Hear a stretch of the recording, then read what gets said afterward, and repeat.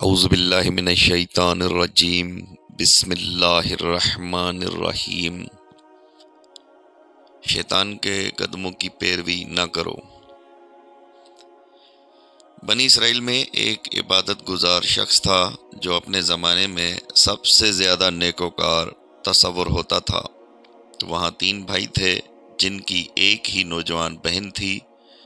تینوں جہاد فی سبیل اللہ کے لیے نکلے تو انہوں نے سوچا کہ بہن کو کس کے پاس چھوڑیں اور کس پر اعتماد کریں۔ انہیں کچھ سمجھائی نہیں دے رہا تھا۔ بالآخر وہ اس بات پر متفق ہو گئے کہ اپنی بہن کو بنی اسرائیل کے عبادت گزار شخص کے پاس اس کے پڑوس میں چھوڑ دیں۔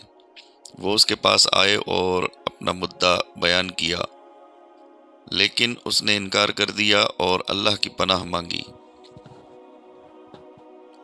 لیکن ان کا لگاتار اصرار اس کے انکار پر غالب آ گیا۔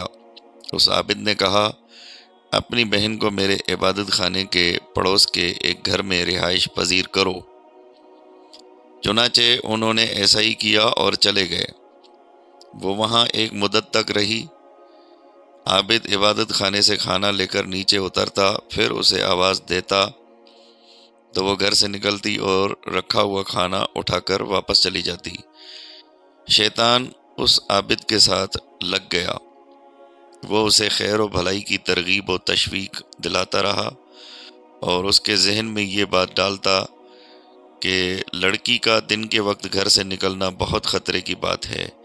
اگر کسی نے اسے دیکھ لیا تو کچھ ایسا ویسا ہو سکتا ہے۔ اگر تو خود کھانا لے جائے اور اسے اس کے گھر کے دروازے پر رکھ آئے تو تجھے زیادہ اجر ملے گا۔ چنانچہ وہ ایسا ہی کرنے لگا، لیکن لڑکی سے ہم کلام نہ ہوتا۔ پھر ابلیس آیا اور اسے مزید خیر و بھلائی اور اجر کی ترغیب دلائی اور کہا، وہ تنہائی اور وحشت محسوس کرتی ہے۔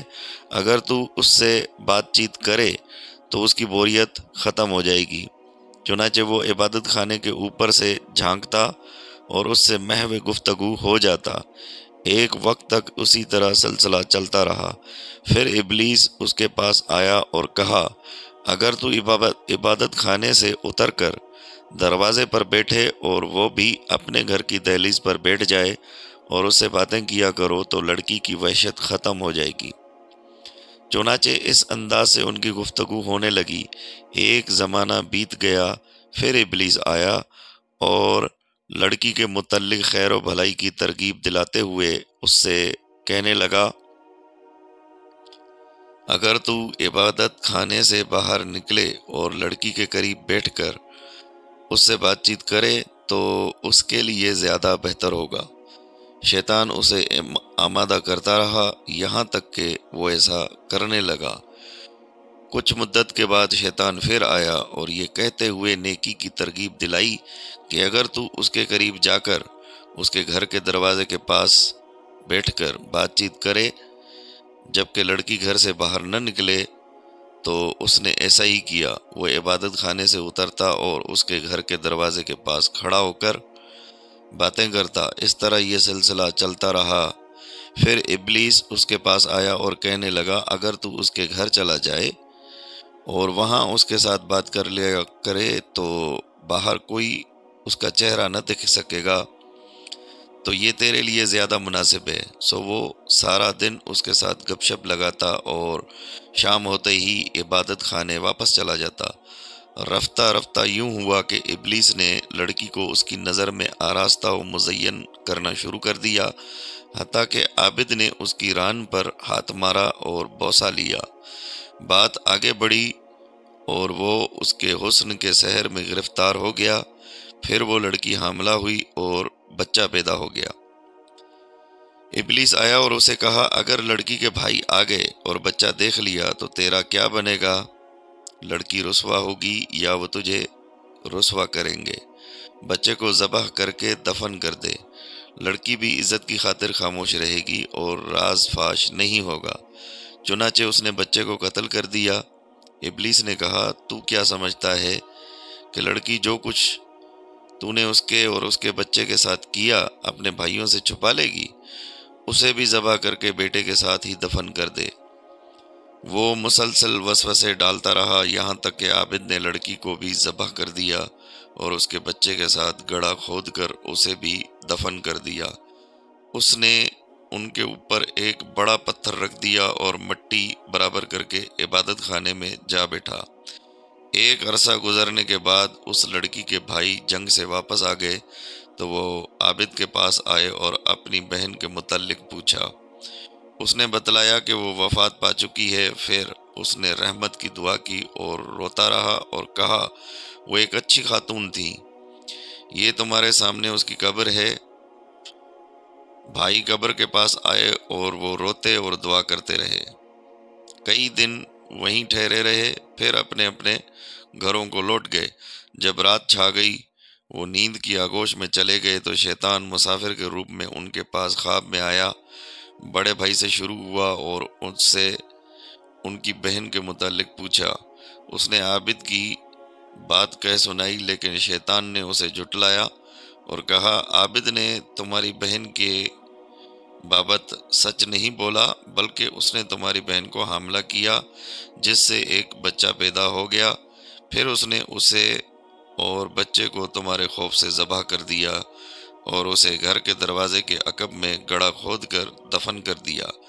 گھر میں داخل ہوتے ہی دائیں جانب تم کو وہ گڑھا مل جائے گا۔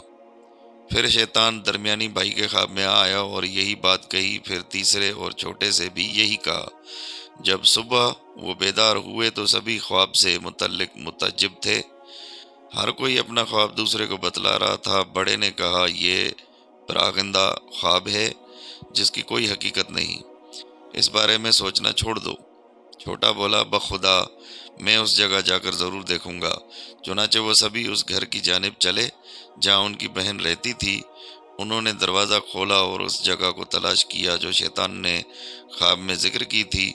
وہاں انہیں وہ گڑھا مل گیا جہاں ان کی بہن اور اس کا بچہ ذبح کر کے دفن کر دیے گئے تھے۔ انہوں نے اس کے بارے میں عابد سے دریافت کیا تو اس نے ابلیس کی بات کی تصدیق کر دی۔ وہ اس کا معاملہ حکمران کے پاس لے گئے۔ چنانچہ عبادت خانے سے اتار کر اسے سولی کے لیے پیش کر دیا گیا۔ جب اسے رسیوں سے باندھ دیا گیا تو شیطان پھر اس کے پاس آیا اور بولا، میں ہی ہوں جس نے تجھے عورت کے بارے میں فتنے میں مبتلا کیا اور اسے تو نے حاملہ کیا، پھر اس کے بیٹے کو ذبح کر دیا۔ اگر آج تو میری بات مان لے اور اس اللہ سے کفر کر لے جس نے تجھے پیدا کیا اور تیری شکل و صورت بنائی، تو میں تجھے سولی سے نجات دلا سکتا ہوں۔ سو عابد نے اللہ کے ساتھ کفر کر لیا۔ جو ہی اس نے کفر کا ارتکاب کیا تو شیطان درمیان سے نکل گیا اور انہوں نے اسے سولی دے دی۔ اسی کے متعلق یہ آیت نازل ہوئی، کمثل الشیطان اذ قال للانسان کفر فلما کفر قال انی بریء منک انی اخاف اللہ رب العالمین اذ کان عاقبتہما انہما فی النار خالدین فیہا وذالک جزاء الظالمین۔ شیطان کی اس نے کہا کفر کر۔ جب وہ کفر کر چکا تو کہنے لگا، میں تو تجھ سے بری ہوں، میں تو اللہ رب العالمین سے ڈرتا ہوں۔ پس دونوں کا انجام یہ ہوا کہ آتش دوزخ میں ہمیشہ کے لیے گئے اور ظالموں کی یہی سزا ہے۔